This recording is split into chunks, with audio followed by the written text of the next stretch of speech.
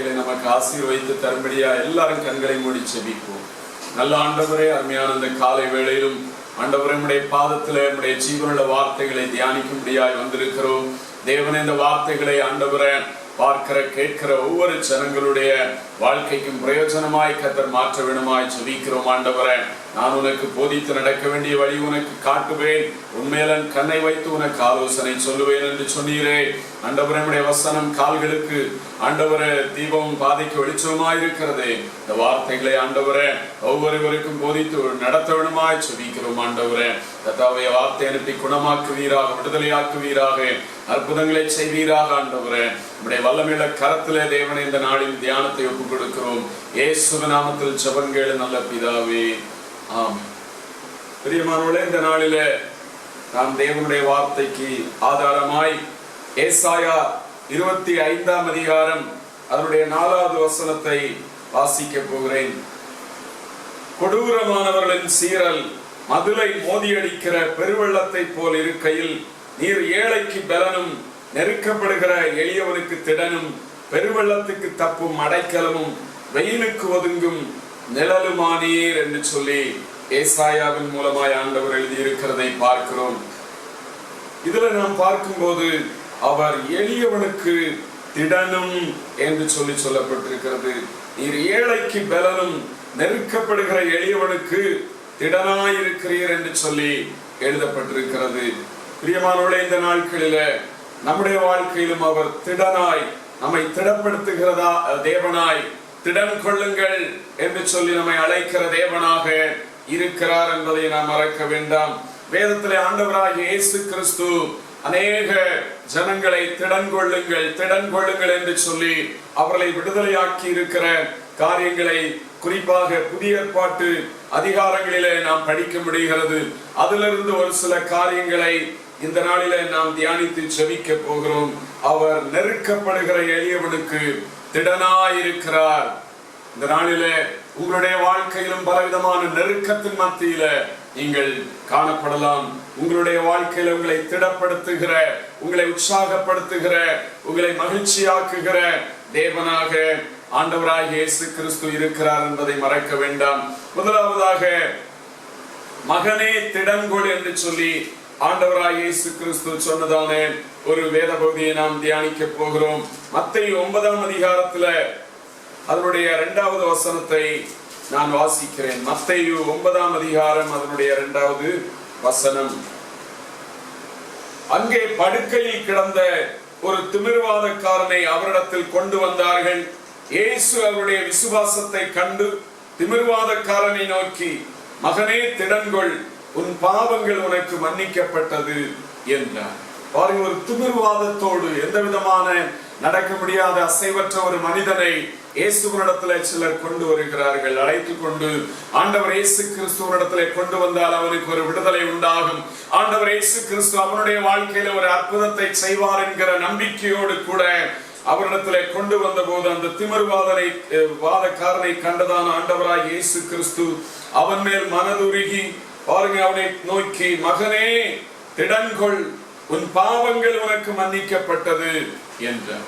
மகனே, திமிர்வாதத்தோடு பல வருடமாய் கஷ்டப்படுகிறேன் மகனே, திடன்கொள், உன் பாவங்கள் உனக்கு மன்னிக்கப்பட்டது என்று சொல்லி ஆண்டவர் சொல்லுகிறதை பார்க்கிறோம். சில வியாதிகள் சிலருக்கு பாவத்தினால வரும் என்று சொல்லி நாம் வேதத்திலேயும் பார்க்க முடியும். பாருங்க, அதனால் தான் என்னவோ ஆண்டவர் இயேசு கிறிஸ்து உன் பாவங்கள் உனக்கு மன்னிக்கப்பட்டது திடன்கொள் என்று சொல்லி அந்த வேத பகுதியிலே பார்க்கும்போது அந்த மனிதனுக்கு விடுதலையை கொடுக்கிறதை பார்க்கிறோம். திடன்கொள், உன் பாவங்கள் உனக்கு மன்னிக்கப்பட்டது என்று சொல்லி ஆண்டவர் இயேசு கிறிஸ்து சொன்ன போது, எப்பொழுதும் வேதத்திலே குறிப்பாய் புதிய ஏற்பாட்டிலே பார்க்கும் போது அவரை சுற்றிலும் ஒரு குறை கண்டுபிடிக்கிற ஒரு கூட்டம் அவருக்கு முன்பாக அவர் எங்கே போனாலும் இருந்து கொண்டே இருந்தார்கள். 3ஆம் வசனத்திலே படிக்கும் போது, அப்பொழுது வேதபாரகரில் சிலர் இவன் தேவதூஷணம் சொல்லுகிறான் என்று தங்கள் உள்ளத்தில் சொல்லிக் கொண்டார்கள். பாருங்க, ஆண்டவர் ஒரு மனிதனுக்கு ஆறுதல் கொடுக்கிற திடன்கொள் மகனே என்று சொல்லி அவனுக்கு விடுதலை கொடுக்கும் போது அவனுக்கு மகிழ்ச்சி உண்டாக்குகிற வார்த்தை, ஆறுதலின் வார்த்தை சொல்லும் போது ஒரு கூட்டம் இவர் இப்படி சொல்லலாம் அப்படின்னு சொல்லி அந்த இடத்திலையும் குறை கண்டுபிடிக்கிறதை பார்க்கிறோம். இன்னைக்கும் பல ஜனங்கள் மற்றவர்களுக்கு ஆறுதல் உண்டாக்குகிற வார்த்தைகளை பேச மாட்டார்கள். மற்றவருடைய வாழ்க்கையில எப்பொழுதுமே குறை கண்டுபிடித்து அதையே பேசிக்கொண்டு மற்றவர்களுக்கு உபத்திரவமாய் ஜீவிக்கிற ஜனங்கள் உண்டு. இந்த வார்த்தையை கேட்டுக்கொண்டிருக்கிற நீங்கள் ஒருவேளை அப்படிப்பட்ட காரியங்களினாலே பாதிக்கப்பட்டிருக்கலாம்.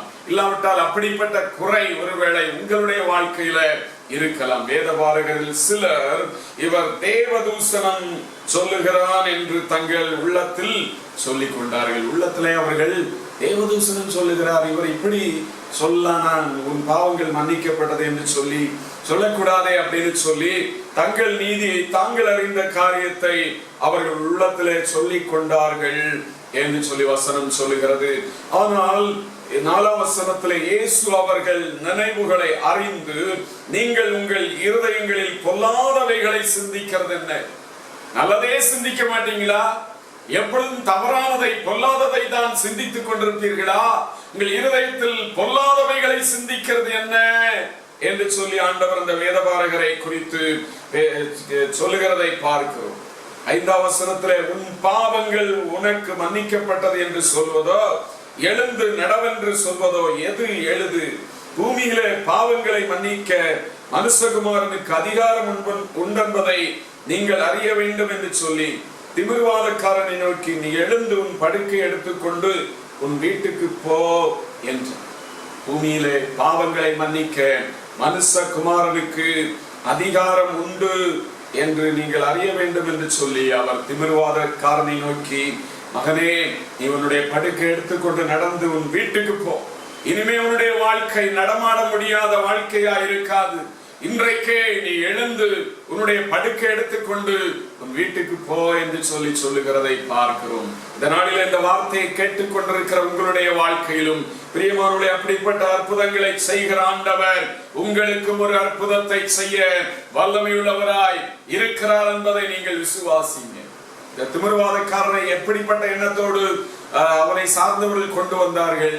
எப்படியும் ஒரு விடுதலை கிடைக்கும், எப்படியும் ஒரு அற்புதம் இயேசு செய்வார்.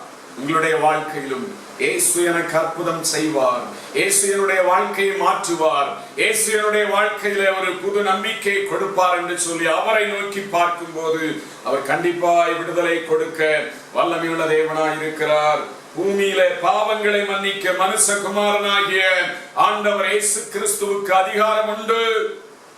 அவர் இந்த உலகத்தின் பாவத்தை சுமந்து தீர்த்து ஜனங்களை பரலோகம் கொண்டு சேர்ப்பதற்காய் தான் இந்த உலகத்திலே வந்து கல்வாரி சிலுவையில மரித்து 3ஆம் நாள் உயிர்த்தெழுந்து இன்றைக்கும் அவர் ஜீவிக்கிற தேவனாக இருக்கிறார். பூமியில பாவங்களை மனிதனுடைய பாவங்களை மன்னிக்க இயேசு ஒருவரால் தான் முடியும். சிலர் நம்புகிறார்கள், ஏதாவது ஒரு நதியில போய் குளித்தால் பாவங்கள் போய்விடும். இல்லை இல்லை, இந்த உலகத்திலே மனிதனுடைய பாவத்தை சுமந்து தீர்த்த ஆண்டவர் இயேசு கிறிஸ்துவை நம்பும் போது, அவரிடத்திலே நம்முடைய பாவங்களை அறிக்கையிட்டு அவரை ஏற்றுக்கொள்ளும் போது அவர் எல்லா பாவ சாபங்களை நம்முடைய வாழ்க்கையை விட்டு நீக்கி நமக்கு ஒரு விடுதலை கொடுக்கிற தேவனாக இருப்பார். பாருங்க, இந்த திமிர்வாதக்காரனுடைய வாழ்க்கையில எவ்வளவு பெரிய சந்தோஷம்.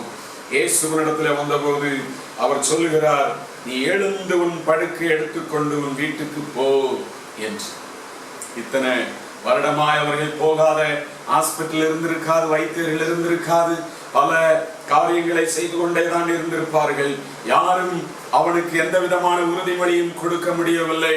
உனக்கு சுகம் கிடைக்கும் என்கிற அத்தாட்சி யாரும் கொடுக்க முடியவில்லை. ஆனால் இயேசுவினிடத்திலே வந்தபோது பாருங்க, இன்றைக்கு நீ உன் படுக்கை எடுத்துக்கொண்டு உன் வீட்டுக்கு போ என்று சொல்லி ஒரு பரிபூர்ண சர்வாங்க சுகத்தை இயேசு கொடுக்கிறதை பார்க்கிறோம்.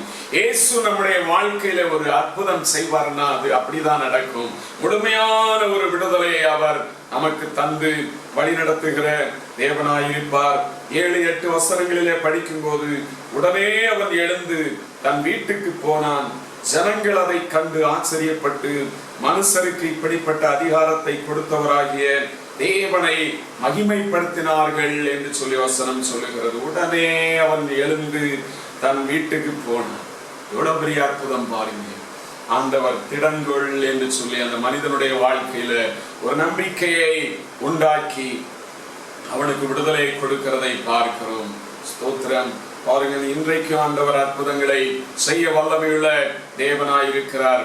திடனற்ற ஜனங்களை ஆண்டவர் அவர் திடனை கொடுத்து அவர்களுக்கு மகிழ்ச்சியை கொடுத்து வழி நடத்துகிற தேவனாயிருக்கிறார். இந்த திமிர்வாதக்காரனிடத்திலே ஆண்டவர் மகனே திடன்கொள் என்று சொல்லப்பட்டதான வார்த்தை ஆங்கில வேதாகமத்திலே பார்க்கும்போது குட் சியர் அப்படின்னு குறிப்பிட்டிருக்கிறதை பார்க்கிறோம். அதுக்கு நல்ல மகிழ்ச்சி உன்னுடைய வாழ்க்கையில உண்டாவதாக, உன்னுடைய துக்கமெல்லாம் இன்றைக்கே நீங்குவதாக என்கிறதை போல ஆண்டவர் அவனிடத்திலே பேசுகிறதை பார்க்கிறோம். இன்னைக்கு பலவிதமான எதிரான சூழ்நிலைகளின் மத்தியில, நம்மை சுற்றிலும் பலவிதமான கொள்ளை நோய்கள் பாதிப்பு, அதன் மத்தியில வீட்டில உட்கார்ந்து கொண்டு எந்த விதமான காரியங்களையும் வெளியில செயல்பட முடியாத சூழ்நிலை மத்தியில ஆண்டவர் உங்களுடைய வாழ்க்கையில உங்களுக்காய் சொல்லுகிற காரியம், மகனே திடன்கொள், மகளே திடன்கொள், மகிழ்ச்சியாயிரு அப்படின்னு ஆண்டவர் சொல்லுகிற தேவனாக இருக்கிறார். பிரியமானவர்களே, அவர் திடனற்றவனை இன்னும் திடனற்றவனாய் மாற்றுகிற தேவன் அல்ல. திடனற்றவர்களாய் யாரெல்லாம் ஆண்டவர் இயேசுவை நோக்கி பார்க்கிறார்களோ அவருடைய வாழ்க்கையில அவர் திடப்படுத்தி அவர்களை வாழ வைக்கிற தெய்வமாய் ஆண்டவராய் இயேசு கிறிஸ்து இருக்கிறார். இரண்டாவதாக நாம் ஒரு காரியத்தை லூக்கா 8ஆம் அதிகாரத்துல நாம் பார்க்கும்போது ஆண்டவர் அங்கே சொல்லுகிற காரியத்தை பார்க்கிறோம். லூக்கா 8ஆம் அதிகாரம் அதனுடைய 48வது வசனம். இங்கே ஆண்டவர் சொல்லும்போது மகளே திடன்கொள் என்று சொல்லுகிறதை பார்க்கிறோம். முதலாவது நாம் பார்த்த காரியம் மகனே திடன்கொள். இங்கே மகளே திடன்கொள் என்று ஒரு ஸ்திரீயினுடைய வாழ்க்கையில ஆண்டவர் அற்புதங்களை செய்கிறதை பார்க்கிறோம். 48ஆம் வசனத்துல அவர் அவளை பார்த்து மகளே திடன்கொள், உன் விசுவாசம் உன்னை ரட்சித்தது, சமாதானத்தோட போ என்றார். பாருங்க, எவ்வளவு அருமையான வார்த்தைகள், ஆறுதலான வார்த்தைகள் இயேசுவினுடைய வார்த்தைகளாய் இருக்கிறது. இன்றைக்கு சில மனிதருடைய வார்த்தைகள் உங்களை நோகடித்து அதன் மத்தியிலே கண்ணீரோடு ஒருவேளை இருக்கிறீர்களா?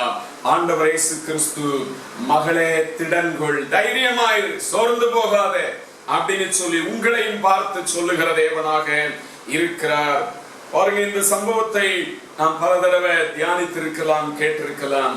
இது என்ன சம்பவம் அப்படின்னு பார்க்கும்போது, ஒரு 12 வருடமாய் பெரும்பாலுள்ள ஸ்திரீனுடைய அந்த நோயின் மத்தியில அவளுடைய வாழ்க்கையில ஒரு அற்புதத்தை செய்த காரியத்தை தான் நாம் இங்கே இந்த அதிகாரத்திலே பார்க்க முடிகிறது.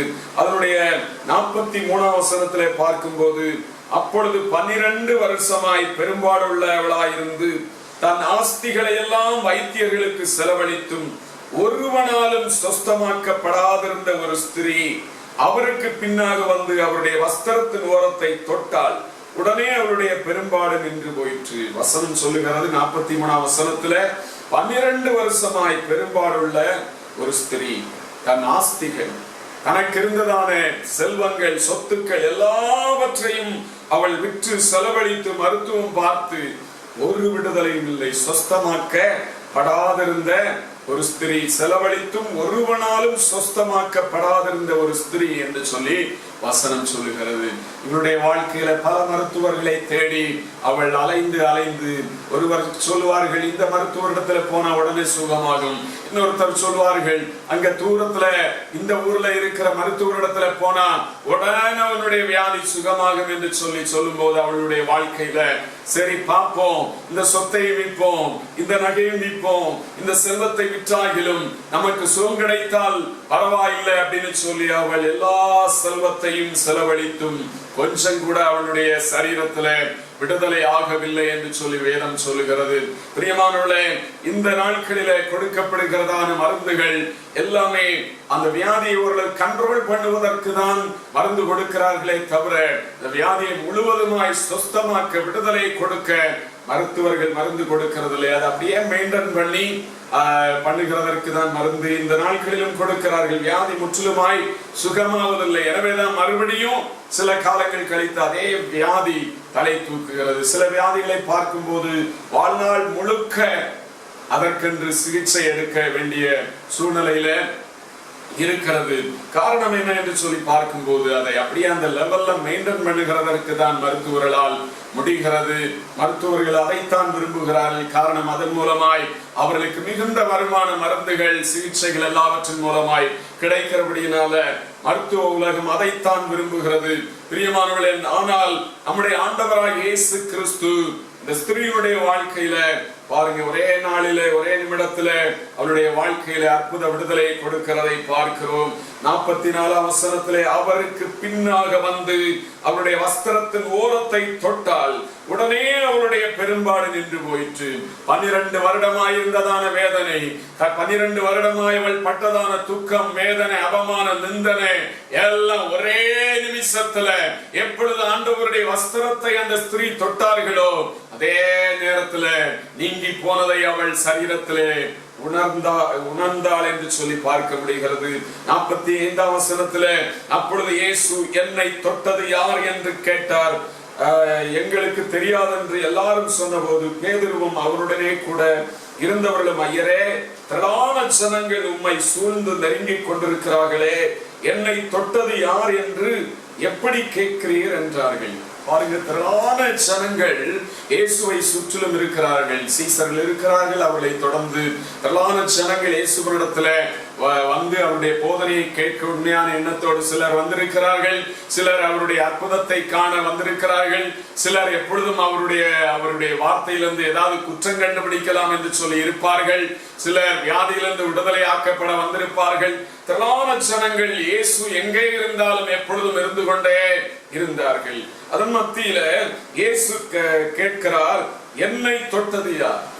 யார் என்ன தொட்டது அப்படின்னு சொல்லி கேட்கிறார். உடனே பேதுரு கேட்கிறார், ஆண்டவரே, எவ்வளவு பேர் சுற்றுல இருக்கிறாங்க, ஆயிரக்கணக்கான பேர்கள் இருக்கிறாங்க, அப்படி இருக்கும்போது என்னை தொட்டது யார் அப்படின்னு சொல்லி எப்படி கேட்கிறீங்க அப்படின்னு சொல்லி அவன் கேள்வி கேட்கும் போது ஆண்டவர் இயேசு சொல்லுகிறார் 46ஆம் வசனத்துல, அதற்கு இயேசு, என்னிலிருந்து வல்லமை புறப்பட்டதை அறிந்திருக்கிறேன், ஆதலால் ஒருவர் என்னை தொட்டதுண்டு என்றார். என்னிலிருந்து வல்லமை புறப்பட்டதுண்டு, ஆகையால் ஒருவர் என்னை தொட்டிருக்கிறார்கள், அது யார் அப்படின்னு சொல்லி ஆண்டவர் அங்கே ஒரு கேள்வியை வைக்கிறார். ஆண்டவருக்கு எல்லா காரியங்களும் தெரியும். இயேசுவுக்கு மறைவான காரியம் ஒன்றும் இல்லை. பாருங்க, அந்த ஸ்திரீ இயேசுடைய வஸ்திரத்தை தொட்டால் எனக்கு ஒரு விடுதலை உண்டு என்று சொல்லி அந்த முழு நம்பிக்கையோடு இயேசுவிடத்திலே வந்து தொட்டாள். அப்பொழுது ஒரு விடுதலை, இயேசுடைய வல்லமை அவளுக்குள்ளே இடைப்பட்டது. அவளுக்கு அற்புத விடுதலை அந்த நேரத்திலே கிடைத்தது. நாமும் நம்முடைய முழு உள்ளத்தோடு இயேசுவே என்று சொல்லி அவரை நோக்கி பார்த்து நாம் ஜெபித்து அவரிடத்துல கேட்கும் போது அவரிடத்திலிருந்து நமக்கு அற்புதம் நடக்கும் என்பதில் எந்த சந்தேகம் இல்லை. நம்முடைய இருதயம், நம்முடைய நம்பிக்கை, நம்முடைய காரியம் தெளிவுள்ளதா இருக்க வேண்டும். ஸ்தோத்திரம். சும்மா அவரை சோதிக்கலாம் அப்படின்னு சொல்லி நம்முடைய வாழ்க்கையில நினைக்க கூடாது. அவரிடத்திலிருந்து எதையாகிலும் பெற்றுக்கொள்ள வேண்டும் என்றால் நாம் அவரை விசுவாசித்து உண்மையாய் அவரிடத்திலிருந்து பெற்றுக்கொள்ளுகிற ஆண்டவருடைய பிள்ளைகளாய் இருக்க வேண்டும். பாருங்க, ஆண்டவர் இயேசு என்னை ஒருவர் தொட்டதுண்டு என்று சொல்லி சொல்லும் போது இப்பொழுது அந்த ஸ்திரீ இதுக்கு மேல நம்ம மறைக்க முடியாது. காரணம், இயேசு நான் தான் தொட்டேன்றதையும் அவர் அறிந்திருக்கிறார் என்பதை உணர்ந்து 47ஆம் வசனத்திலே, அப்பொழுது அந்த ஸ்திரீ தான் மறைந்திருக்கவில்லை என்று கண்டு நடுங்கி வந்து அவர் முன்பாக விழுந்து தான் அவரை தொட்ட காரணத்தையும் உடனே தான் சொஸ்தமானதையும் எல்லா ஜனங்களுக்கு முன்பாக அவருக்கு அறிவித்தாள் என்று சொல்லி வேதவசனம் சொல்லுகிறது. குறித்து அந்த சௌரி எல்லாருக்கும் சாட்சி கொடுக்கிறதை பார்க்கிறோம். நான் இப்படிப்பட்ட வியாதியில இருந்தேன், எத்தனையோ மருத்துவர்களை நான் சந்தித்திருக்கிறேன், என்னுடைய பணங்கள், ஆஸ்திகள் ஒன்றுமில்லாதபடிக்கு வறுமையான நிலைமையில இயேசுவினிடத்துல வந்தேன். இயேசுடைய வஸ்திரத்தை தொட்டால் எனக்கு பரிபூர்ண விடுதலை கிடைக்கும் என்கிற நம்பிக்கையோடு தான் தொட்டேன். இப்பொழுது என்ன ஆச்சரியம், இயேசு கிறிஸ்துவினிடத்திலிருந்து வல்லமை புறப்பட்டு என்னை குணமாக்கிற்று, ஆண்டவருக்கே மகிமை என்று சொல்லி ஒரு அழகான சாட்சியை அந்த இடத்துல அந்த ஸ்திரீ சொல்லுகிறதை பார்க்கிறோம். பாருங்க, ஆண்டவர் அவர் பெரிய அற்புதத்தை செய்கிற தேவன். மகளே திடன்கொள் என்று சொல்லி அந்த ஸ்திரீயினுடைய வாழ்க்கையில 48ஆம் வசனத்திலே படித்தோமே, அவர் அவளை பார்த்து, மகளே திடன்கொள், உன் விசுவாசம் உன்னை ரட்சித்தது, சமாதானத்தோட போ என்றார். மகளே திடன்கொள், மகளே திடன்கொள், உன் விசுவாசம் உன்னை ரட்சித்தது. ஆண்டவரே வஸ்திரத்தை தொட்டா கூட, அவர் என்னை தொட வேண்டும் என்று சொல்லி கூட அவசியம் இல்லை, அவருடைய வஸ்திரத்தை நான் தொட்டால் கூட அற்புதம் நடக்கும் என்று சொல்லி விசுவாசித்தாயே, அந்த விசுவாசம் உனக்கு இன்றைக்கு அற்புதத்தை கொடுத்தது என்று சொல்லி அவளை சமாதானத்தோடு அனுப்புகிறதை பார்க்கிறோம். மகளே திடன்கொள் என்கிற அந்த வசனத்தை இங்கிலீஷ்ல நாம் படிக்கும் போது அந்த வார்த்தைக்கு குட் கம்போர்ட் என்று சொல்லி ஆண்டவர் சொல்லுகிறதை பார்க்கிறோம். உனக்கு நல்ல ஆறுதல் கிடைக்கட்டும், உனக்கு இன்றைக்கு நல்ல ஒரு ஆறுதல் உனக்கு கிடைக்கட்டும் என்று சொல்லி அவளுக்கு மகிழ்ச்சியை அவர் வாக்கு கொடுக்கிறதை பார்க்கிறோம். இந்த ஸ்திரீனுடைய வாழ்க்கையில ஆறுதலற்றவளாய் பல ஜனங்களுடைய நிந்தனையின் வார்த்தைகள் எத்தனையோ அவள் கேட்டிருப்பாள். அதன் மத்தியில ஆண்டவருக்கு தெரியும் இவளுக்கு ஆறுதல் மகிழ்ச்சி இன்றைக்கு தேவை அப்படின்னு சொல்லி, உன் மகளே திடன்கொள்ளும், விசுவாசம் உன்னை ரட்சித்தது, சமாதானத்தோட போ என்று சொல்லி அவளை மகிழ்ச்சியோடு அனுப்புகிறதை பார்க்கிறோம். இந்த நாளில் இந்த வார்த்தை கேட்கிற தேவ ஜனமே, உங்களுடைய வாழ்க்கையிலும் எப்படிப்பட்ட வியாதியின் மத்தியிலே, கண்ணீரின் அனுபவத்தின் மத்தியிலே இருந்தாலும் மனிதர்கள் உங்களை ஒருவேளை இன்னும் வேதனைப்படுத்தி கொண்டிருக்கலாம், இன்னும் தங்களுடைய வார்த்தைகளினாலும் செய்கைகளினாலும் உங்களை சிறுமைப்படுத்தி கொண்டிருக்கலாம். ஆனால் நாம் ஆராதிக்கிற ஆண்டவராகிய இயேசு கிறிஸ்து, மகளே மகனே திடன் கொள்ளுங்கள் என்று சொல்லி இன்றைக்கும் நம்மை வழிநடத்துகிற தேவனாய் இருக்கிறார். இன்றைக்கும் நம்மை திடப்படுத்தி வாழ்வளிக்கிற தேவனாக இருக்கிறார். எப்படிப்பட்ட சூழ்நிலையிலும் தேவச்சனமே, உங்களுடைய வாழ்க்கையில சோர்ந்து போய் என்னுடைய வாழ்க்கையில இதற்கு மேல் வாழ வழி இல்லை, இதற்கு மேல் முடியாது என்று சொல்லி நீங்கள் முடிவுக்கு நீங்களே வந்து விடாதீர்கள். ஆண்டவர் எல்லா ஜனங்களையும் வாழ வைக்கிற ஜீவனுள்ள தேவனாய் இருக்கிறார். ஸ்தோத்திரம். பிரியமானவர்களே, இந்த நாளிலே நீங்கள் சோர்ந்து போக வேண்டாம். மகனே மகளே திடன்கொள் என்று சொல்லி ஆண்டவர் உங்களை பார்த்து சொல்லுகிற தேவனாய் இருக்கிறார். கர்த்தர் உங்களை ஒரு நாளும் கைவிடாதபடிக்கு அவர் வழிநடத்த வல்லமையுள்ள தேவனாக இருக்கிறார். ஸ்தோத்திரம். ஆப்ஸ் என்று சொல்லக்கூடியதான ஒரு மலை, அது பிரசித்தி பெற்றது. அதுல சுற்றுலா பயணிகள் அங்கே போய் இயற்கையான காட்சிகளை உயரமான இடத்துல இருந்து பார்க்க அநேகர் கடந்து போகிறதான ஒரு மலைதான் ஆப்ஸ் மலை. எங்க இருக்கிறது என்று சொல்லி பார்க்கும் போது யூரோப்பிலே, ஐரோப்பிய கண்டத்திலே இருக்கிறது. இதனுடைய எல்லைகள் பல ஐரோப்பிய நாடுகளிலே பறந்து விரிந்ததா இருக்கிறது. 1200 கிலோமீட்டருக்கு மேலான பரப்பளவு உள்ளதாய் ஒரு உயர்ந்த அருமையான ஒரு இடமாக இந்த மலை காணப்படுகிறபடினாலே அநேக சுற்றுலா பயணிகள் பல நாடுகளிலிருந்தும் இதை காண்பதற்காய் வருவார்கள். அப்படிப்பட்டதான சுற்றுலா பயணிகள் வரும்போது அவர்களை நடத்துவதற்காக ஒரு வழிகாட்டி பல வருடங்களாய் அங்கே பணிபுரிந்து கொண்டிருந்தான். சுற்றுலா பயணிகள் பயமில்லாதபடிக்கு அவர்களை உயர்ந்த மேட்டின் மேல் நடத்தி செல்வதற்காக அவன் செயல்பட்டு கொண்டிருப்பவன். பாருங்க, அப்படி அவன் இருந்து கொண்டிருக்கும் போது ஒரு பெரிய பணக்காரர் ஒரு நாளில மலையை சுற்றி பார்ப்பதற்கு என்று சொல்லி அவர் கடந்து போனார். அவரை இந்த மனிதன் உயரமான இடத்துல கை கொடுத்து அவரை வழிநடத்தி கொண்டே இருக்கும் போது அவர் கொஞ்ச தூரம் ஏறினார். பின்பு அவர் கீழே பள்ளத்தாக்கை பார்த்தார். உயரமான அந்த மலையிலிருந்து பள்ளத்தாக்கான இடத்தை பார்த்த போது அவருக்கு ரொம்ப பயம் உண்டாயிற்று. அப்பா, இதுக்கு மேல வேண்டாம், இதுக்கு மேல நான் ஏற விரும்பவில்லை அப்படின்னு சொல்லி அவர் சொன்னாராம். உடனே இந்த வழிகாட்டி, ஐயா ஏன் பயப்படுறீங்க? இத்தனை 30 வருடங்களாக நான் இந்த மலையில வருகிறவர்களுக்கு இயற்கை காட்சிகளை காண்பித்து அவர்களை மகிழ்ச்சிப்படுத்தி அனுப்புகிற ஒரு வழிகாட்டியா இருக்கிறேன். நான் என்னுடைய கைகளை பிடித்து நம்பி தங்கள் கைகளை என்னுடைய கையிலே கொடுத்த ஒருவர் கூட அவர்கள் விழுந்து போகவில்லை, வழுகி போகவில்லை. எனவே பயப்படாம வாங்க, என்னுடைய கைகளை பாருங்க, என் கையை பாருங்க அப்படின்னு சொல்லி அந்த மனிதன் சொன்ன போது அந்த பணக்காரரும் அந்த மனிதனுடைய கையை பார்த்தார். அந்த மனிதனுடைய கையை பார்த்து அவருக்கு பயமெல்லாம் போய்விட்டது. இப்பொழுது இன்னும் மேடான இடத்துக்கு அவர் ஏறி போய் எல்லா இடங்களையும் பார்த்து கொண்டு மகிழ்ச்சியோடு திரும்பி வந்தாராம். பாருங்க, நம்முடைய வாழ்க்கையிலும் நாம் உலகத்தை பார்க்காதபடிக்கு, மனிதனை பார்க்காதபடிக்கு நம்மை ஆண்டவருடைய கைகளை ஒப்பு கொடுத்து அவருடைய நமக்காய் ஆணி பாய்ந்ததான அந்த மகத்துவமான கரங்களில நம்மை நாம் ஒப்பு கொடுக்கும் போது, அவர்களுடைய அந்த கரங்களை நாம் பார்த்து நடக்கும் போது, நாம் இந்த உலகத்துல வெற்றியாய் எத்தனை வருடம் வாழ்ந்தாலும் வெற்றியாய் நாம் ஜீவிக்க அவர் நமக்கு கிருபை பாராட்டுவார். கர்த்தரை நம்பியே நாம் ஜீவிக்கிறவர்களாய் இருக்க வேண்டும். கர்த்தரை நம்பியே ஜீவிப்போம், கவலை கஷ்டங்கள் தீர்ந்திடும், கைவிடா காத்திடும் பரமனின் கரங்களை நாம் பற்றி கொள்வோம். கைவிடா காத்திடும் பரமனின் கரங்களை நாம் பற்றி கொள்வோம். நீதிமானின் சிரசின் மேல் நித்திய ஆசீர்வதிரங்குமே. நீதிமானின் சிரசின் மேல் நித்திய ஆசீர்வதிரங்குமே.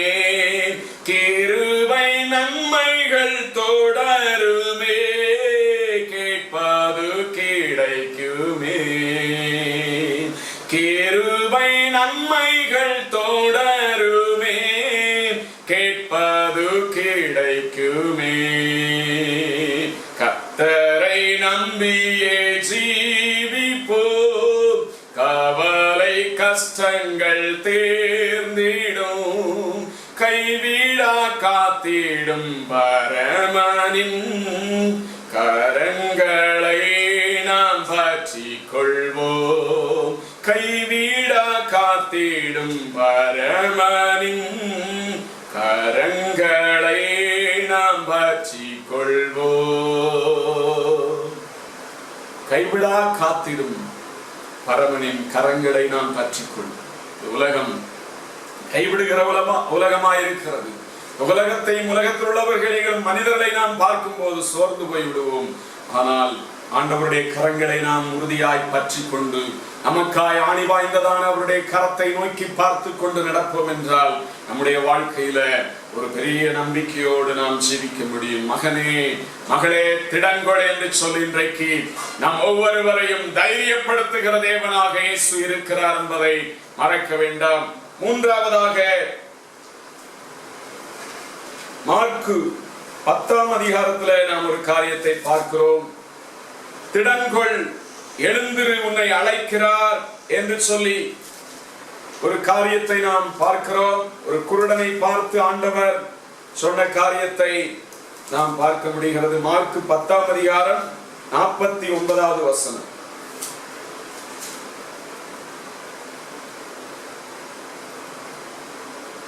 இயேசு நின்று அவனை அழைத்து வர சொன்னார். அவர்கள் அந்த குருடனை அழைத்து, திடங்கொள், எழுந்திரு, உன்னை அழைக்கிறார் என்றார்கள். திடங்கொள், எழுந்திரு, இயேசு உன்னை அழைக்கிறார். இயேசு உன்னை அழைக்கிறார். எவ்வளவு சந்தோஷம்! கொஞ்ச நேரத்துக்கு முன்னாடி அந்த குருடன் பர்த்திமேயு, இயேசுவே, தாவீதின் குமாரனே, எனக்கு இரங்கும் என்று சொல்லி அவன் யார் தடுத்தாலும் கூப்பிட்டு கொண்டே இருந்தான். இயேசுவே என்று சொல்லி அழைத்தான். ஆனால் இப்பொழுது மனிதர்கள், இயேசுவை சுற்றிலும் இருந்தவர்கள் அவனிடத்துல வந்து, அந்த குருடனிடத்துல வந்து சொல்லுகிறார்கள், திடங்கொள், எழுந்திரு, உன்னை அழைக்கிறார் என்று சொல்லி சொன்னார்கள். பிரியமானவர்களே, நம்முடைய வாழ்க்கையிலும் அவர் நம்மை திடப்படுத்துகிற ஜீவனுள்ள தேவனாக இருக்கிறார். இந்த சம்பவத்தை குறித்து ஒரு சில வசனங்களை நாம் தியானிக்க போகிறோம். 46, 47 வசனத்துல, பின்பு அவர்கள் எரிகோவுக்கு வந்தார்கள். அவரும் அவருடைய சீசர்களும் திரளான ஜனங்களும் எரிகோவை விட்டு புறப்படுகிற போது தீமேயின் குமாரனாகிய மகனாகிய பர்த்திமை என்கிற ஒரு குருடன் வழியருகே உட்கார்ந்து பிச்சை கேட்டுக் கொண்டிருந்தான் என்று சொல்லி சொல்லப்பட்டிருக்கிறது. பாருங்க, இந்த எரிகோ என்று சொல்லி நாம் பார்க்கும்போது கள்ளர்கள் நிறைந்த ஒரு பகுதி எரிகோ அப்படின்னால கள்ளர்கள் நிறைந்த பகுதி, ஒரு பகுதி என்பதை நாம் பார்க்க முடியும். பாருங்க, அப்படிப்பட்ட எரிகோவுக்கு இயேசுவும் அவருடைய சீசர்களும் வந்தபோது திரளான ஜனங்கள் எரிகோவை விட்டு புறப்பட்டு அவர்கள் வெளியே வரும்போது ஒரு குருடன், பர்திமேயு என்று சொல்லக்கூடியவன், அவன் அங்கே உட்கார்ந்து வழி அருகே உட்கார்ந்து பிச்சை எடுத்துக் கொண்டிருந்தான். பாருங்க, அவனுடைய நம்பிக்கை, யாராவது போவார்கள், போகிறவர்கள் வருகிறவர்கள் ஏதாவது கொடுத்து அதன் மூலமாய் பிழைக்கிற ஒரு குருடனாய் அவன் காணப்பட்டிருந்தான்.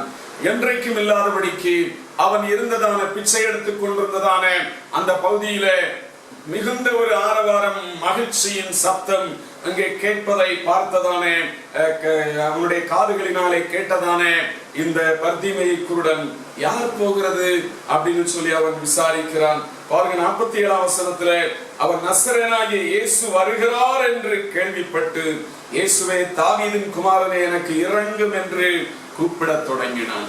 எத்தனையோ வருடமாய் இந்த குருடன் இந்த இடத்துல உட்கார்ந்து பிச்சை கேட்டுக்கொண்டு அவன் இருந்து கொண்டிருக்கிறான்.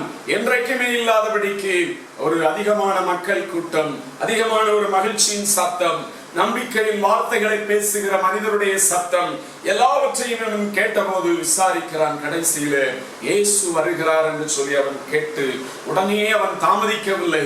அப்புறம் பார்த்துக்கலாம், இன்னொரு தடவை இயேசு வரும்போது பார்த்துக்கலாம் அப்படின்னு சொல்லி அவன் தள்ளி போடவில்லை. அதே நேரத்துல இயேசுவே தாவீதின் குமாரனே எனக்கு இரங்கும் என்று அவன் கூப்பிட தொடங்கினான். அவனுடைய கூப்பிடுதல் என்ன? இயேசுவே தாவீதின் குமாரனே எனக்கு இரங்கும் என்பதாய்தான் அவனுடைய கூப்பிடுதல் இருந்தது. ஒரே சத்தமா கூப்பிட்டு கொண்டிருக்கிறான். பாருங்க, 48ஆம் வசனத்திலே அவன் பேசாதிருக்கும்படி அநேகர் அவனை அதட்டினார்கள். அவனோ தாவீதின் குமாரனே எனக்கு இரங்கும் என்று முன்னிலும் அதிகமாய் கூப்பிட்டான் என்று சொல்லி கர்த்தருடைய வார்த்தை சொல்லுகிறது. இவன் கூப்பிடும் போது, சத்தமாய் கூப்பிடும் போது அநேகருக்கு இடைஞ்சலாய் இருந்தது. பலர் அவன் மேல் எரிச்சல் அடைந்தார்கள். சும்மா இருப்பா, உனக்கு பிச்சை எடுக்கிற நேரமா இது, ஆண்டவருக்கு எவ்வளவு வேலை இருக்கு, அவர் போய் கொண்டிருக்கிறார், நீ சும்மா இருப்பா அப்படின்னு சொல்லி அதட்டி இருப்பார்கள். சிலர் குருட்டு பையில சும்மா இருடா அப்படின்னு சொல்லி ஆணவத்தோடு கூட பேசி இருப்பார்கள். அந்த பர்திமேயு அதையெல்லாம் காது கொடுத்து கேட்கவில்லை. மக்கள் எத்தனை பேர் அவனை அதட்டினாலும் அவன் அதிகமாய் கூப்பிட்டான் என்று சொல்லி வேத வசனம் சொல்லுகிறது. முன்னிலும் அதிகமாய் கூப்பிட்டான். இயேசுவே தாவீதின் குமாரனே எனக்கு இரங்கும். வேதம் சொல்லுகிறது, எரேமியா 33:3 என்னை நோக்கி கூப்பிட, நான் உனக்கு உத்தரவு கொடுத்து நீ அறியாததுமான கெட்டாததுமான பெரிய காரியங்களை உனக்கு அறிவிப்பேன் என்று சொல்லி சொல்லுகிறது. உங்களுடைய வாழ்க்கையிலும் ஆண்டவரை நீங்கள் கூப்பிடும் போது சிலர் அதை அசட்டையாய் நினைப்பார்கள். ஆண்டவரை உண்மையாக நீங்கள் கூப்பிடும் போது அதை தடை பண்ண சில கூட்டம் இருக்கும். ஆனால் அதையெல்லாம் பார்த்து நீங்கள் சோர்ந்து போக கூடாது. ஆண்டவரை இந்த பர்திமேயை போல முன்னிலும் அதிகமாய் அவன் கூப்பிட்டான். ஒருவேளை நீங்கள் ஆண்டவரை தேடாதபடிக்கு பல தடைகளை மனிதர்கள் உண்டாக்கலாம், குடும்பத்திலே உள்ளவர்கள் உண்டாக்கலாம், வெளியிலே உள்ளவர்கள் உண்டாக்கலாம்.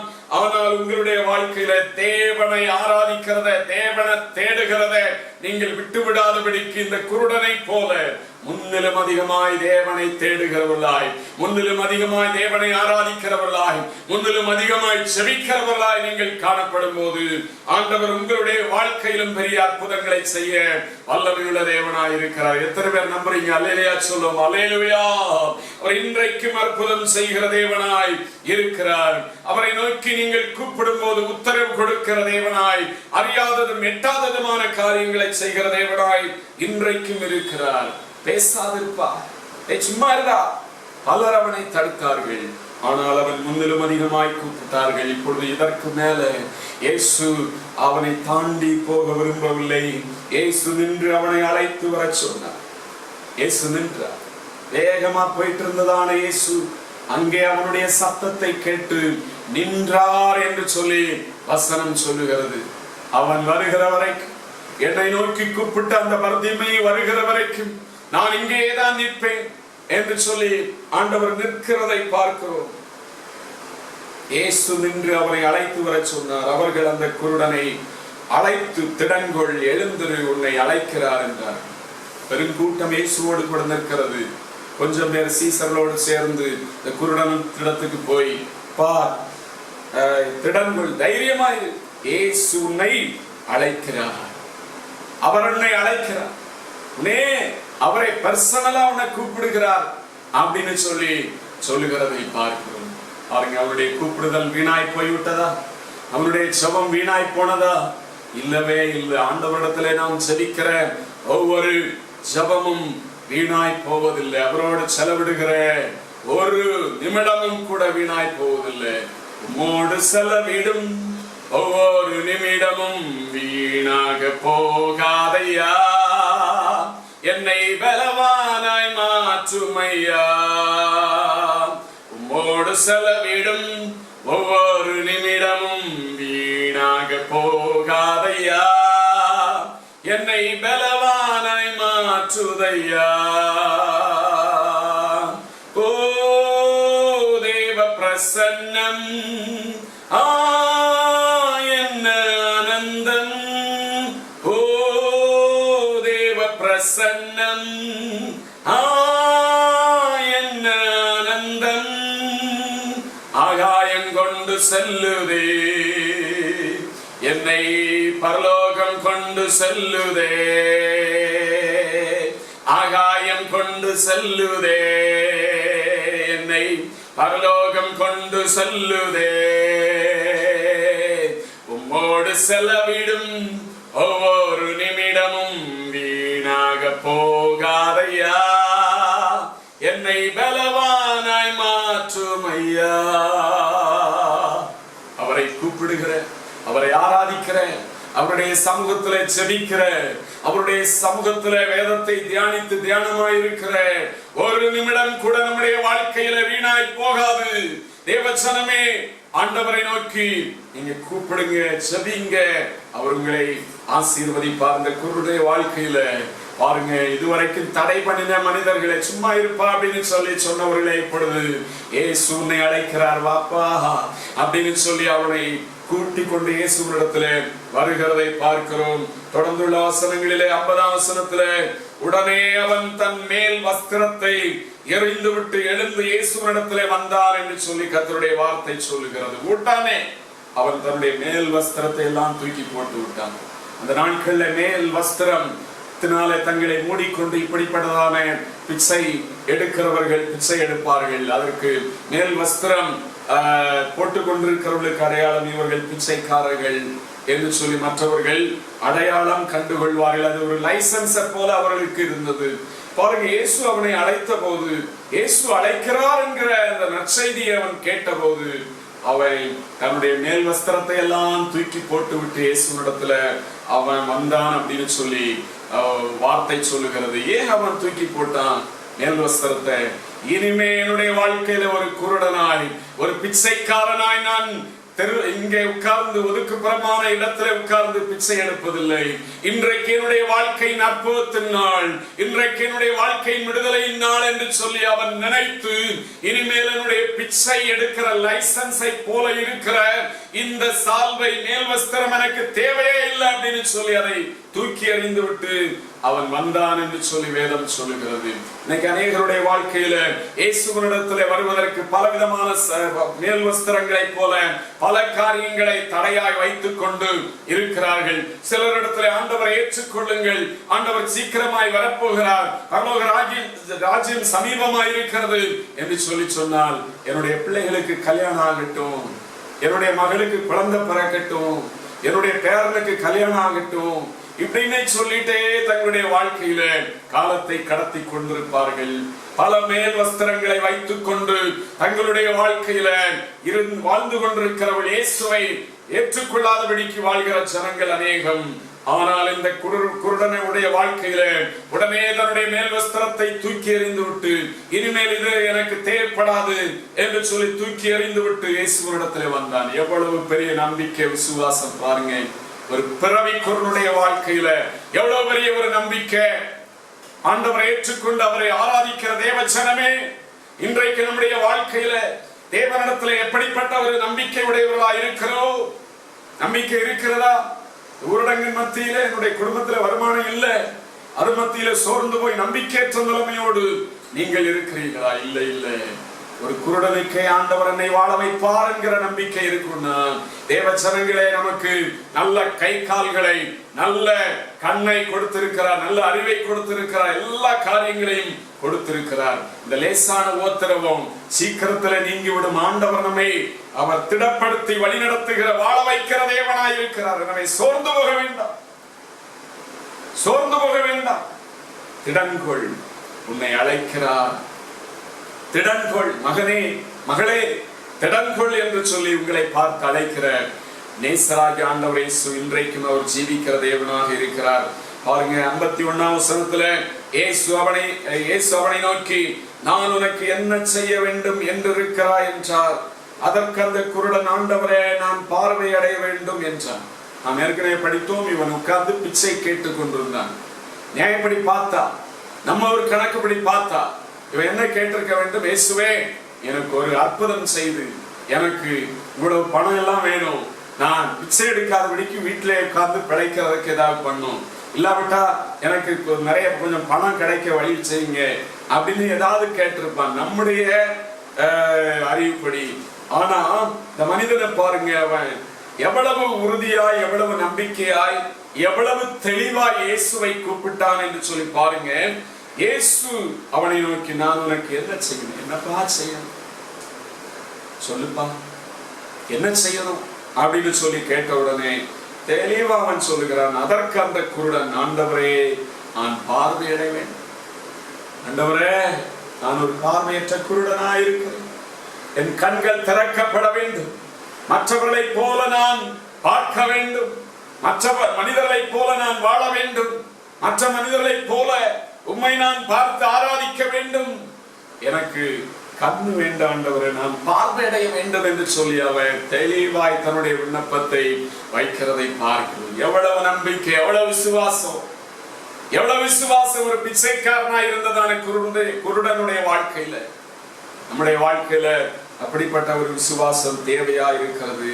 பாருங்க, ஆண்டவருக்கு குறையா செய்யும். பிச்சைக்காரன் பணம் கேட்பான், பொருள் கேட்பான் அப்படின்னு சொல்லி நம்ம நினைச்சா, இவன் எவ்வளவு ஒரு தெளிவாய், எவ்வளவு ஒரு விசுவாசம் உள்ளவனாய் இருக்கிறான் அப்படின்னு சொல்லி 52ஆம் வசனத்துல இயேசு அவனை நோக்கி, நீ போகலாம், நீ போப்பா, உன் விசுவாசம் உன்னை ரட்சித்தது, நீ போ, உன்னுடைய விசுவாசம் உன்னை ரட்சித்தது. எவ்வளவு பெரிய விசுவாசம், எவ்வளவு பெரிய விசுவாசம். இங்க இருந்த பாதி பேர் என்ன வேணும்னு கேட்ட உடனே, எனக்கு அது வேணும், இது வேணும் அப்படின்னு சொல்லி அவர்கள் நினைக்கிறார்கள், நினைத்திருப்பார்கள். ஆனா உன் வாழ்க்கையில நீ இவ்வளவு விசுவாசம் உடையவனாய் இருக்கிறாய், உன் விசுவாசம் உன்னை ரட்சித்தது என்றார். உடனே அவன் பார்வையடைந்து வழியிலே இயேசுவுக்கு பின் சென்றான். உடனே அவன் பார்வையடைந்தான். இயேசு சொன்ன உடனே, உன் விசுவாசம் உன்னை ரட்சித்தது, உன் விசுவாசம் உனக்கு விடுதலை கொடுத்தது நீ என்று சொல்லி சொன்ன உடனே அவன் பார்வையடைந்து அவன் வழியிலே இயேசுவுக்கு பின் சென்றான். பாருங்க, அநேகர் இயேசுவிடத்தில் விடுதலை பெறுகிற உண்டு. அநேகர் தங்களுடைய பிரச்சனை மத்தியில, போராட்டத்தின் மத்தியில, மந்திர கிரியைகளின் மத்தியில, பலவிதமான குடும்ப பிரச்சனைகளின் மத்தியில விடுதலை பெற்று இயேசுவிடத்தில் வந்து விடுதலை பெற்றவர்கள் உண்டு. ஆனால் அவர்கள் எல்லாரும் இன்றைக்கு ஆண்டவரை பின்பற்றுகிறார்களா? இயேசுவின் பின்னே செல்வேன், திரும்பி பார்க்க மாட்டேன் என்று சொல்லி இயேசுவை பின்பற்றுகிறார்களா என்றால் இல்லை.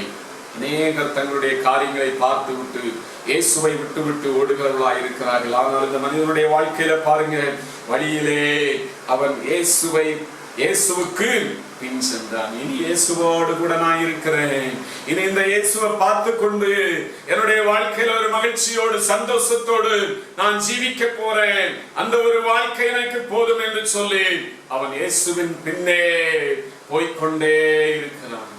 இயேசுவின் பின்னே நான் செல்வேன், திரும்பி பார்க்க மாட்டேன், திரும்பி பார்க்க மாட்டேன்.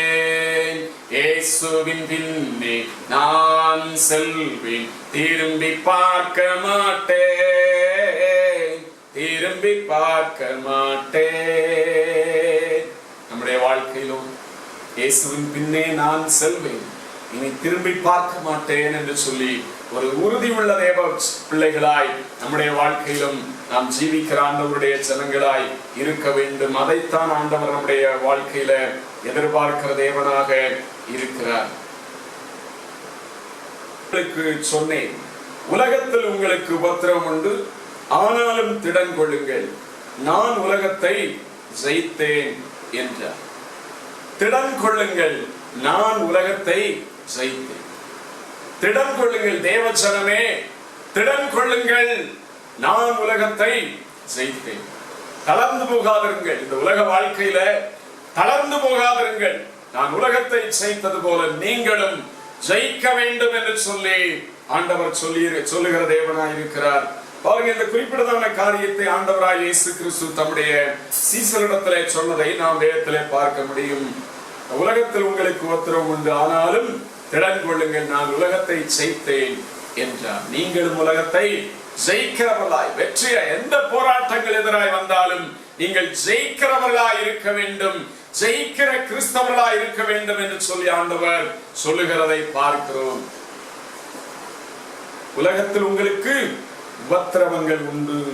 உபத்திரவம் உலகத்துல உண்டு. கிறிஸ்தவனுக்கு உலகத்துல உபத்திரவமே இல்லை அப்படின்னு சொல்லி ஆண்டவர் சொல்லவில்லை.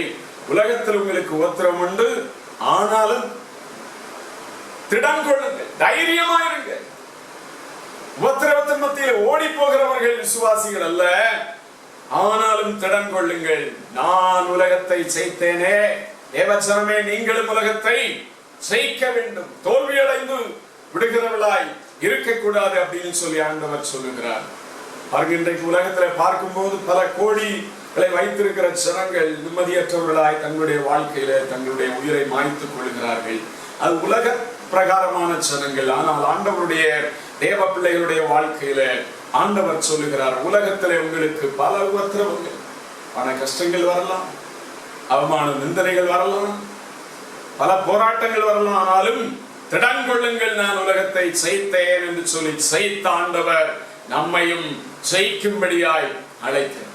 இந்த ஊரடங்கு நாட்களிலே கூட ஒரு ஊர்ல, காஞ்சிபுரத்துல ஏதோ ஒரு ஊர்ல ஒரு ஆலயத்தை, கண் தெரியாத ஒரு ஊழியக்காரன் நடத்தினதான ஆலயத்தை பல சமூக விரோதிகள், வெறியர்கள் ஆலயத்தை சுட்டரித்து போட்டார்கள் என்று சொல்லி சொல்லப்பட்டிருக்கிறது. பாருங்க, உபத்திரவம் ஆண்டவருடைய பிள்ளைகளுக்கு, ஊழியக்காரர்களுக்கு உலகத்துல உபத்திரவம் வருகிறது. உலகத்துல உபத்திரவம் உண்டு அப்படின்னு சொல்லிதான் ஆண்டவர் சொல்லி இருக்கிறார். அதன் மத்தியில தேவ ஜனங்களாகிய நம்முடைய வாழ்க்கையில சோர்ந்து போக வேண்டாம். உலகத்தை ஜெயித்தவர் நம்மை ஜெயிக்கும்படியாய் அழைத்திருக்கிற ஆண்டவராய் இருக்கிறார். இந்த 16ஆம் அதிகாரம் 30ஆம் வசனத்துல நாம் படிக்கும் போது சீசர்கள் இயேசுவை பார்த்து சொல்லுகிறார்கள், நீர் எல்லாவற்றையும் அறிந்திருக்கிறீர் என்றும் ஒருவன் உம்மை வினவ வேண்டியதில்லை என்றும் இப்பொழுது அறிந்திருக்கிறோம்.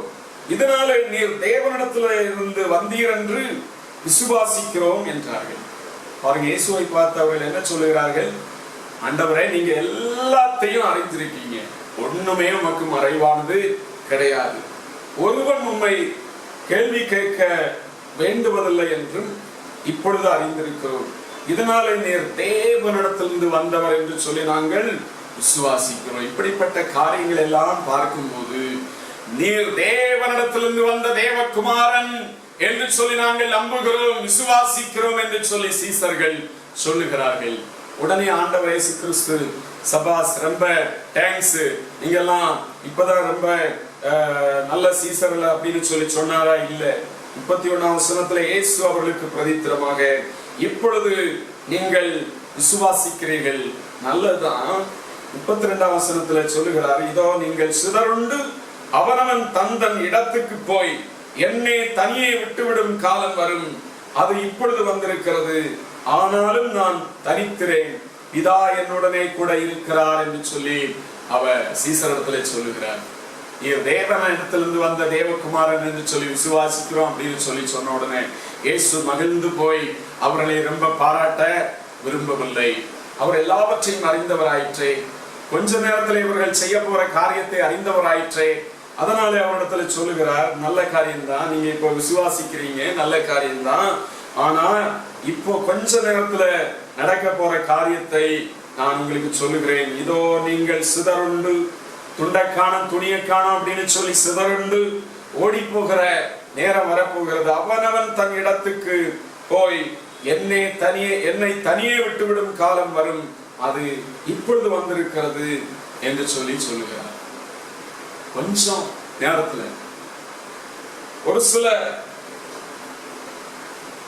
மணி நேரத்துல நீங்கள் என்னை தனியே விட்டு நம்ம உயிர் காப்பாற்றப்பட்டா போதும், நம்ம பிழைச்சா போதும்பா அப்படின்னு சொல்லி என்னை தனியே விட்டு ஓடி போவீர்களப்பா அப்படின்னு சொல்லி ஆண்டவர் சொல்லிவிட்டு, நான் தனித்திரேன், ஆண்டவர் கர்த்தர் என்னோடு கூட, பிதா என்னோடு கூட இருக்கிறார் என்று சொல்லுகிறதை பார்க்கிறோம். சிதறடிக்கப்பட போகிற காரியத்தை குறித்து அங்கே அவர்களுக்கு சொல்லிவிட்டு தான் இந்த வசனத்தை ஆண்டவர் கடைசியாக சொல்லுகிறதை பார்க்கிறோம். இங்க சிதறடிக்கப்படுவீங்க, தனித்தனியே ஓடி போவீர்கள், உபத்திரம் வரப்போகிறது. ஆனாலும் 33ஆம் வசனத்தில், என்னிடத்தில் உங்களுக்கு சமாதானம் உண்டாயிருக்கும் பொருட்டு இவைகளை உங்களுக்கு சொன்னேன். உலகத்தில் உங்களுக்கு உபத்திரம் உண்டு, ஆனாலும் திடன் கொள்ளுங்கள், நான் உலகத்தை ஜெயித்தேன் என்றார். பாருங்க, உங்களை குற்றப்படுத்த வேண்டும் என்று சொல்லி நான் சொல்லவில்லை. என்னிடத்துல உங்களுக்கு சமாதானம், என்னிடத்துல உங்களுக்கு ஐக்கியம், என்னிடத்துல உங்களுக்கு உறுதி உண்டாயிருக்கும்படியாய், நீங்கள் நிலைத்து நிற்கும்படியாக இந்த வார்த்தைகளை நான் உங்களுக்கு சொல்லுகிறேன். உலகத்தில் உங்களுக்கு உபத்திரம் உண்டு, ஆனாலும் திடன் கொள்ளுங்கள், நான் உலகத்தை ஜெயித்தேன் என்பதை நினைத்துக் கொண்டு நீங்களும் வெற்றி உள்ள சீசர்களாய் இருக்க வேண்டும் என்று சொல்லி அவர்களுக்கு ஆண்டவர் அறிவுறுத்துகிறதை பார்க்கிறோம். பிரியமானவர்களே, நம்முடைய ஆண்டவர் நம்மை திடப்படுத்துகிற தேவன், ஊழியக்காரர்களை திடப்படுத்துகிறவர், விசுவாசிகளை திடன் கொள்ளுங்கள் என்று சொல்லி திடப்படுத்துகிற தேவனாய் இருக்கிறார். இந்த நாட்களிலே பல வகையிலும் விசுவாசிகள் சோர்ந்து போறவர்கள் உண்டு, பலர் அதிகமாய் வீடுகளிலே ஆண்டவரை தேடி ஆராதிக்கிறவர்கள் உண்டு. ஆனால் சிலர் தேவனை தேடாதவர்களும் அநேகர் உண்டு. ஸ்தோத்திரம். அதுபோல அநேக ஊழியக்காரர்கள் சோர்ந்து போய் தங்களுடைய ஊழியம் செய்ய முடியாத சூழ்நிலையின் மேல் மத்தியில சோர்ந்து போனவர்கள் உண்டு. பாருங்க, அதன் மத்தியில் எல்லாருக்கும் ஆண்டவர் திடன் கொள்ளுங்கள், நான் உலகத்தை ஜெயித்தேன் என்று சொல்லி நம்மை ஜெயிக்கும்படியாய் அழைக்கிற தேவனாக இருக்கிறார். அல்லேலூயா. அவர் ஜெயிக்கும்படியாய் தோற்று போக நம்மை அழைக்கவில்லை. எல்லா காரியங்களிலும், இந்த உலகத்தில் எந்த சூழ்நிலையிலும், எந்த தோல்விகள், போராட்டங்கள், தடைகள், எதை சத்துரு கொண்டு வந்தாலும் அதையெல்லாம் ஜெயிக்கும்படியான கிறிஸ்தவர்களாய், சபையாய் தேவன் நம்மை அழைத்திருக்கிறார் என்பதை மறக்க வேண்டாம். ஸ்தோத்திரம். திடன் கொள்ளுங்கள் அப்படின்னு சொல்லி ஆண்டவர் நம் ஒவ்வொருவருக்கும் இன்றைக்கு திடன் சொல்லுகிற தேவனாய் இருக்கிறார். ஆகாய் 2ஆம் அதிகாரம் அதனுடைய 4ஆம் வசனத்துல சொருபாபேல் என்று சொல்லக்கூடிய ஒரு மனிதனை பார்த்து ஆண்டவர் தீர்க்கதரிசியின் மூலமாய், தீர்க்கதரிசியாகிய ஆகாய் என்பவரின் மூலமாய் சொருபாபேலுக்கு திடன் சொல்லுகிறதை பார்க்கிறோம். ஸ்தோத்திரம். ஆகாய் அதனுடைய 2ஆம் அதிகாரம் 4ஆம் வசனம், ஆனாலும் சொருபாபேலே நீ திடன் கொள் என்று கர்த்தர் சொல்லுகிறார். யோசதாக்கின் குமாரனாகிய யோசுவா என்னும் பிரதான ஆசாரியனே, நீ திடன் கொள், தேசத்தின் எல்லா ஜனங்களை நீங்கள் திடன் கொள்ளுங்கள், வேலையை நடத்துங்கள் என்று கர்த்தர் சொல்லுகிறார். நான் உங்களுடனே இருக்கிறேன் என்று சேனைகளின் கர்த்தர் சொல்லுகிறார். நான் உங்களுடனே இருக்கிறேன் என்று சொல்லி சேனைகளின் கர்த்தராகிய தேவன் சொல்லுகிறார். திடன் கொள்ளுங்கள் என்று சொல்லி ஆண்டவர் இந்த நாளிலே நாம் ஒவ்வொருவருக்கும் சொல்லுகிற தேவனாக இருக்கிறார். சோர்ந்து போய் இருக்கிற தேவ ஜனமே, இந்த வார்த்தையை கேட்டுக்கொண்டிருக்கிற ஆண்டவருடைய ஜனமே, நீங்கள் சோர்ந்து போய் திடனற்றவர்களாய் இருப்பது தேவனுடைய சித்தம் அல்ல. திடன் கொள் என்று சொல்லி ஆண்டவர் இந்த நாளிலே உங்களையும் பார்த்து உற்சாகப்படுத்தி உங்களை தேவனை பின்பற்றி உற்சாகத்தோடு ஜீவிக்க அழைக்கிறார். ஆனாலும் சொருபாபேலே நீ திடன் கொள் என்று கர்த்தர் சொல்லுகிறார். தேசத்தின் ஜனங்களே திடன் கொள்ளுங்கள், யோசுவாவே திடன் கொள் என்று சொல்லி ஆண்டவர் திடன் சொல்லுகிறதை பார்க்கிறோம். எதற்காக இங்கே திடன் சொல்லப்பட்டது என்று சொல்லி பார்க்கும்போது, அங்கே ஆலயம், கர்த்தருடைய ஆலயம், இடிக்கப்பட்டதான தேவனுடைய ஆலயம் பல வருடங்களாய் அது கட்டப்படாமல் அது அப்படியே கிடந்தது. அதன் மத்தியிலே தேவனுடைய ஆலயத்தை கட்டி அதிலே ஜனங்கள் தேவனை தொழுது கொள்ளவும், வானத்தையும் பூமியும் படைத்த தேவனை எல்லா ஜனங்களும் அதிலே வந்து ஆராதிக்கும்படியாய் அந்த ஆலயத்தை கட்டும்படியாய் சொருபாபேலே நீ திடன் கொள் என்று சொல்லி அங்கே திடப்படுத்துகிறதை பார்க்கிறோம். சொருபாபேலே திடன் கொள், யோசுவாவே திடன் கொள், தேசத்தின் ஜனங்களே திடன் கொள்ளுங்கள், நான் உங்களுடனே இருக்கிறேன் என்று சேனைகளின் கர்த்தர் சொல்லுகிறார். பிரியமானவர்களே, நம்முடைய வாழ்க்கையிலும் தேவன் நம்மோடு கூட இருக்கிறாரா இல்லையா அப்படின்னு சொல்லி சந்தேகத்தோடு பல நேரங்களிலே இருக்கிறவர்களாய் நீங்கள் ஒருவேளை இருக்கலாம்.